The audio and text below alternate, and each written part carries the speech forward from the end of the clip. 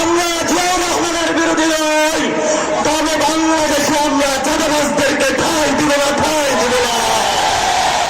বাংলাদেশে আমরা কোন সিন্ডিকেট ঠাঁই দিব না, ঠাঁই দিব না। বাংলাদেশে কোন সন্ত্রাসদেরকে আমরা ঠাঁই দিব না। আগামীতে যে ঐক্য হয়, আগামীতে যারা আমাদের সহযোগিতা হবে, তাদেরকে একটি শর্ত মেনে আসতে হবে।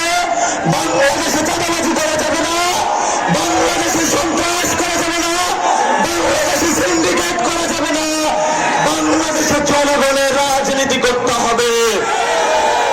শেষ কথা বলবো, আমরা প্রতিনিয়ত রাজনৈতিক আড্ডা দেই চা দোকানে বসে।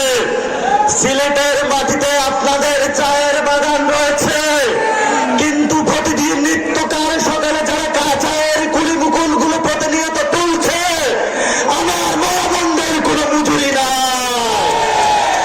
এনসিপি যদি সরকার গঠন করে, আমরা মালিকদের কাছে বাধা দিব, শ্রমিকদের তাদের থেকে শেয়ার দেওয়ার ব্যবস্থা করবে ইনশাআল্লাহ।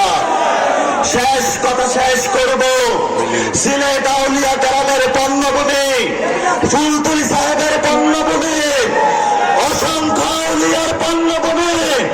এখানে আলিয়া মাদ্রাসা রয়েছে, কওমি মাদ্রাসা রয়েছে, বিভিন্ন তরিকার মাদ্রাসা রয়েছে, আমাদের নারী সমাজ রয়েছে। আমি জানি সিলেটে আগে এসেছিলাম, তরুণ যুবক তাদের রক্ত কতটুকু টকব। আগামীতে 3 তারিখে ঢাকায় ঘোষণাপত্রের দাবিতে মহাসমাবেশ হবে। সেই সমাবেশে শহীদদের রক্ত রক্ষার জন্য, আহতদের আল্লাহনি রক্ষার জন্য, আপনার জীবন রক্ষার জন্য আমরা একত্রিত হব। ঈদ মিনারে শহীদদের রক্তের কসমের উপরে দাঁড়িয়ে হাত তুলে শপথ করে 3 তারিখে সবাই করে সবাই ঢাকা উপস্থিত হব ইনশাআল্লাহ।